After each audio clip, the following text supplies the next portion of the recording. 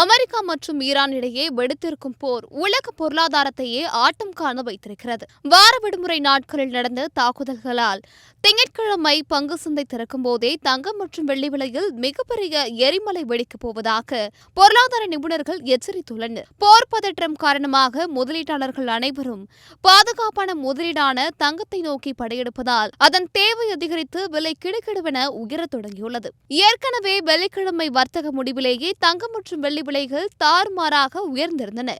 சர்வதேச சந்தையில் ஒரு அவுன்ஸ் வெள்ளி விலை $93 தொட்ட நிலைகள் இந்திய மதிப்பில் 1 கிலோ வெள்ளி விலை சுமார் 2,74,000 தொட்டு மிரள வைத்தது.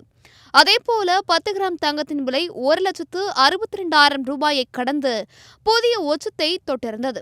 ஆனால் வார இறுதியில் போர் உக்கிரமடைந்ததால் இந்த விலை உயர்வு திங்கட்கிழமை காலை சந்தை திறக்கும் போது இன்னும் பல மடங்கு அதிகரிக்க வாய்ப்புள்ளதாக எமிரேட்ஸ் இன்வெஸ்ட்மெண்ட் வங்கியின் இயக்குநர் தர்மேஷ் பாட்டியா அதிர்ச்சி தகவலை வெளியிட்டுள்ளார். நியூயார்க் சந்தையில் வெள்ளிக்கிழமை நடந்த விலை உயர்வு வெறும் முன்னோட்டம்தான்.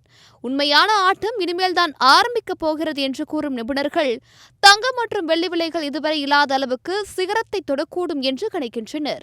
தங்கம் மட்டுமல்ல, கச்சா எண்ணெய் விலையும் சுமார் 5 முதல் 7% வரை உயர வாய்ப்புள்ளது.